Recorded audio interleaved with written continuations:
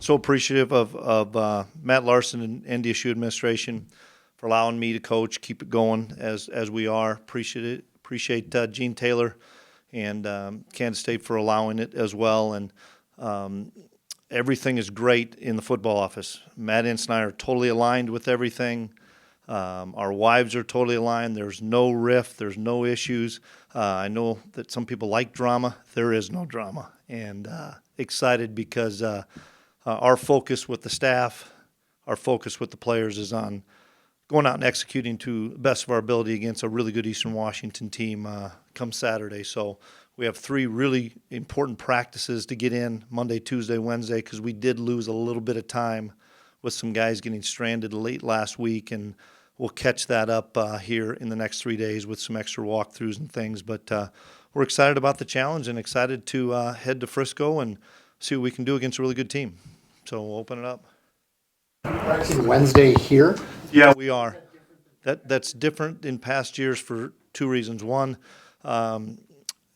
just able to get another practice in under the environment where we know it is inside. Last year I thought the fields were really slick down there outside because they'd had some rain and some freeze issues, and so we wanted to get one in the morning, and that way we don't leave till the afternoon, and so maybe makes it a little shorter day down there.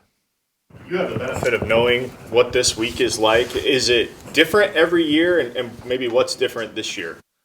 It's different every year because you're bringing a new football team down there, but our routine's not any different other than, like Mike asked, of us practicing here on Wednesday. I mean, for us, as long as we get a good script day in on Wednesday and Thursday and get acclimated back to the grass on Thursday, our guys know when our meetings are. They know when our walkthrough is. They know when the barbecue bowl is. They know when the banquet is. They know all those things. And I think this year, well, I know this year we're at a different hotel than we've been in the past, but it'll be great hospitality. Chris, has Easton made up his mind about the Peyton ceremony on Friday, do you know? Yeah, we're still talking about it, and I wanted him to get through this week's prep, and we have a seat for him. And he and I will visit again probably before we get on the plane on Wednesday. Preference? It's totally up to Easton. It really is. And I understand the concerns if he doesn't go and concerns if he goes. I know this. It's an 11 a.m. game in the morning, and I don't know what time they announced that, pretty late. So we're still kind of going through some of those scenarios. Is there a contingency plan for who would go in case he wins to accept it on his behalf? Are you guys there? Is that his parents? Matt's going to be there, and Coach Hedberg and I are going to be there. His family's going to be there, so there'll be plenty of people representing NDSU and representing the Stick family, and we'll determine with Easton later on this week. Conference call, you might be getting a little bit more injury information. Have you gotten the updates? Do you anticipate a full complement of players? I hope so. We're still limited with Seth. We're still limited with Bruce. We didn't practice yesterday. We had long walkthroughs. Everybody was involved, and so we'll go this afternoon and see how much those guys can do. They're going to try to move around a little bit more today, but they're in all the meetings. They're in all the walkthroughs. Those would be the two, Seth and Bruce, that would be, I would say, questionable, but I'm hopeful. If the game would have been sooner. Oh, without question, yeah. Surprised that Lance was good to go. I know we visited a couple weeks ago that might be done. Yeah, when we had our practices right after the South Dakota State game, you could tell he was moving around great, but was he going to really be able to carry the ball in just the one arm? Was he going to be able to pass pro? Was he going to be able to fend people off? And then when we were able to take the 5 days off and come back, he just felt so much better, so much stronger, and he's practiced each of the last 3 days, Thursday, Friday, Saturday, and has looked really good to the point of he won't have the brace on Saturday, which will be really good for him as far as being able to catch the football, and I would assume, and I'm planning on a pretty full speed Lance Dunn. How beneficial is it to have seen Eastern Washington in the recent past a couple of times? Well, I think it's a benefit from a personnel standpoint, but it's probably not from schematics, just because they have really adjusted a bunch from 2016, and then you look at even what we did, or 2017, what we did last year against them was Coach Best's first year, and he's had his footprint and fingerprints on a little bit more of the game plan and how they do things offensively and defensively. I just think from a personnel standpoint, if you're an O-line, D lineman, you've maybe gone against the guy across from you, and it's an advantage or a benefit, but they have the same advantage. Speaks highly that they're in the national championship game in his second year as the head coach, but what can you really say about his fingerprints on it and what stands out about his team? Physicality, period. I knew he was going to put that physical touch onto it and want to run the football, and they've done an extraordinary job rushing the football. They're so much better defensively this year, I believe, than they were last year. And you can just tell year two, you just get more guys probably bought in, more guys believing in the culture you have, more guys believing in what you're trying to get across with. You need to be able to run the football, and you need to be able to stop the run to have a chance to be successful long term in the playoffs, and they're doing a really good job of that. Crockett had a jump pass through the screen to Joe Hag. How tempting is it to kind of put in a few extra wrinkles in this game? I think everybody will have a few extra wrinkles. I'm sure they will as well, whether it's on special teams, offense, a new alignment on defense. You're still going to do what you do that has enabled you to get to this point, but you also have 3 weeks to prepare, and you don't want to over-prepare, but you do want to add a couple wrinkles here and there. Especially, I think the benefit is with the 3 weeks off, and I still think the 3 weeks is a little bit too long, but the amount of self-scout that you can do to look at yourself and say, boy, I didn't realize on third down we did that as much as we did, or on 1st and 10 we did that as much. And so it's enabled us as a staff to look at it and say, okay, how do we break a few of these tendencies? Gotten pretty close on figuring out who your 4 game guys will be that'll suit up on Saturday? Well, the main one I would say would be Dimitri, because he has that fourth. Whether or not it's as a wide receiver, special teams, he'll be on special teams for sure. He'll spot play on offense, but he has his fourth, and so we're excited about using him. Obviously, Seth would have his fourth, and we'll see what he can do with these next couple days of practice. You have a job to do, but is there a part of you this week that feels a little bit different, that's taken a moment to enjoy every little thing a little bit more? Boy, I really haven't had time to think about that, Beth. I probably should. But no, I always, when you get to this time, and we've been here pretty frequently, you always just cherish that time with your seniors, because they're such a special group of guys, and each year it's been like that. So that's what I think you do as a coach in general, no matter what anybody's circumstance is beyond the game, is just making sure that you take the time and enjoy the time with the seniors. And that's what I've tried to do over the last 10 days, and will continue the next 5 or 6. Their nose tackle is going to play, and if he does, how does he change the game for him? Well, I don't know whether or not he's playing or not. He's an excellent football player. Obviously, from a depth standpoint, and from a guy that's played a lot of snaps and is a difference maker player, they would want him to be in there and get those reps. And it's no different from us having a really good player on the inside.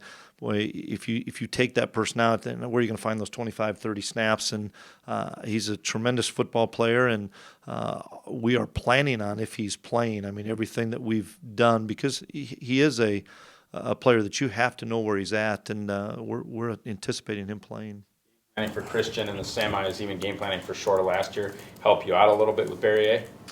Other than the fact that we had seen those two guys before, that probably was maybe not easier, but we were aware of Christian's talents and Shore's talents, and I'm really impressed with the quarterback. I think he's a tremendous player outside the pocket. He can do some things inside the pocket. He throws the ball really well. He's getting more and more comfortable. Just when things break down, he makes plays. It's no different than Easton or Christian or any of those guys. That's the difference maker in what college football has become right now, is when the play breaks down, do you have a guy that can extend the play with his legs, and whether he looks downfield and completes a pass or runs, and that's what I've been so impressed with him, is his ability to make plays when it breaks down. How good is the younger Cup brother? I know you got to see Cooper up close. How good is Kettner? He's a really good player. He visited here. and I was really impressed with he and his dad when they came here on the visit, and he's had an excellent career there, and he's obviously their quarterback of their defense and does a great job. You're a safety at heart, Chris. Can you assess Grimsley, what he's meant to you over 4 years? Grims has made our life on defense and Coach Klieman and Coach Ince's life so much easier because he understands the game so much. You tell him something once and he's going to remember it. He remembers game plans from previous years. He understands our system, understands what a quarterback sees and how he can confuse a quarterback. And when you have a guy like that, and really James is doing the same thing now. He's just only been doing it for a little over a year. You have two guys that understand the game of football so well, and in their ability to disguise what we're in. It's a big impact, and I'm excited for Robbie to get one more chance to play and for me to watch him. Get back to that first game in Montana because he didn't think he was going to play that game. Do you recall? Did you just throw him in there? Well, we knew he had potentially a chance to play, and we were beat up a little bit, and we didn't have, if I recall, we didn't have CJ, so we were moving Demps around, we were moving Champ around, and then Jalen got hurt, and we threw him in there, and I don't know if Grims would tell you he was ready or not, but competitive-wise, he was, and he just became so much better. Watching him from game one that year to the championship game was light years difference, and for him, he did get the full benefit of that freshman year and had a great year. Was it always defense when he came out of Hutchinson that said this is the spot? Because he was a great Mr. Football player out of Minnesota. Yeah, that was how we looked at him all along, and he'd probably want to return more punts and kicks than he has over the 4 years, and he's done some really good things on punt and return. But when you have somebody that impacts the game as much as he does on defense, same thing. You always worry about those kids carrying the football. They haven't carried the ball a whole lot, and so we've kept him on defense, and he'll probably be on a few more special teams. That's the thing that I think everybody will see is a few more starters on some of those special teams come Saturday. Can you tell us about Ben Newman's role with the Bison since you've been the head coach? And his name came up down in Manhattan when you were talking to the media down there. Was Ben? Yeah, Ben's been great for our program as far as motivational talks and shooting texts to us coaches and things. And, we were able to get to know him through Mike Shepard, a former player, and through Craig Dahl. And it was cool for him to be a part of it. And I think he's been a part of it for 4 years. Now he's a part of Alabama's program. And he knew Tyler, and Tyler brought him in here. And he's made an impact on a lot of guys. What's the main message that you tell your defense when you roll them out there on Saturday about defending this Eastern Washington attack? Well, it comes down to simple things. Cannot give up explosive plays. You have to do a great job, what we say, keeping the cup and tackling and having great lane integrity in rushing the passer. And we have to find a way to get a few turnovers. And this is an offense that's really good, that's going to move the football. And so both sides of the ball, red zone success will be critical, and so we cannot panic if they make a play and get it inside the 10, get it inside the 15. If we can hold them to a field goal, field goals typically don't beat you, and that's what we need to be able to do because they're going to move the football. They're too talented not to. For a little bit of Brock, and then, of course, Carson's tenure now, Easton State. I don't want you to rank them because that's not fair, but how special really has Easton been to this university, and how incredible is that lineage of having that level of quarterback play for almost a decade? Yeah, it's remarkable to say the least how much all three of those guys have done on the field, off the field, what they've done for the history of Bison football, what they've done to create each has their own legacy in a different way. And you're right, I'm very fortunate that I was able to be an assistant and a coordinator watching Brock, and then be the head coach for Carson for his 2 years, and Easton for all 5 of his. And each guy learned something from the guy before him, and also has put their own spin and their own legacy on their careers. And I couldn't be more pleased with Easton and how it's gone for him for the 5 years. And he's going to get an opportunity to compete for another national championship. And the neat thing about Easton, and it kind of goes back to what Dom was talking about earlier, the individual accolades don't mean a whole lot to him. It's all about the team and what I can do to make everybody around me better. And I think that's the sign of a great player and a great leader is do you make everybody around you better? And I'm not talking on the football field. That's a no-brainer. I'm talking off the field. I'm talking in the locker room, in community service, academics, whatever it may be. He makes everybody around him better. All guys still as interested in him as they were. I think last spring he said that we're going to be They're really interested. And I think moving forward, we'll see some more of those things come out, but a lot of those things don't come out till you finish playing your last college game. But he'll have a lot of opportunities moving forward. going to be a similar situation maybe with the way it was with Carson, where once the NFL guys got to talk to him after NDSU and learned about how smart he was and everything they knew was that type of situation. Yeah, I really do. I think when he gets some of those individual workouts and some of the when they bring him to the facility and he gets some of those visits, I think people will see how special a mind he has for the game, and there's a place for him. We'll find out. It's just no different when we talked about Carson and stuff. You just got to be liked by somebody, and somebody take a chance on you. And I'm very confident that he has a big future come next year in the NFL. Chris, do you know if anybody from Kansas State will be at the game on Saturday? I do not know that. Yes, is there, and I'm not saying favorite, but is there a Frisco game that comes right to mind when I ask you, say, boy, that was fun to be on the sideline for? Well, 11, 12, 13, 14, 15, 17 are all pretty cool moments. I don't know if I can pick a moment out. Obviously winning the first in 11 when there wasn't a lot of people that thought we could go in and beat a really talented Sam Houston team. And then, I don't know, just to continue the success that we've had, never taking it for granted. And that's something that we realize everybody in that locker room and associated with the program, from Matt to all their administration, they realize how hard it is to do this on a yearly basis. And I know that we've spoiled an awful lot of fans around here, but in the same respect, enjoy it. It's a blast. Everybody gets a chance to watch these seniors play one more time for the Bison, and what a special group of guys. And so this is going to be the most special one for me because of this group, and obviously because it's my last one. Eastern's top 10 in points per game, but bottom 10 in terms of time of possession. Have you ever seen a team like that? Usually they coincide better than that. Well, it tells you they have a lot of explosive plays and they have a lot of explosive players, and that's what really worries us. Is I like all their skill guys. I like their running back, like their quarterback. Obviously, they're a big play team, and that was evident against Maine. They jumped on them so fast, and they have kids that once they get the ball in their hand, whether it's by handoff or a short throw, they can take it the distance. And the explosive teams typically have a lot of points and don't possess the ball, and that's something that the huge key for us offensively is to possess the football and be able to have some 4, 5, 6 minute drives and try to keep their offense on the sideline. It's no secret to what the success is for the Bison. It's keeping that offense on the sideline and keeping our offense on the field and trying to grind it out. Now, I think it's going to be tougher than what it was last year, even though the game was close all the way, and then we were able to get a few scores in the fourth quarter. I think they're a much better run defense this year. They've forced 32 turnovers this year defensively. How they've been so opportunistic.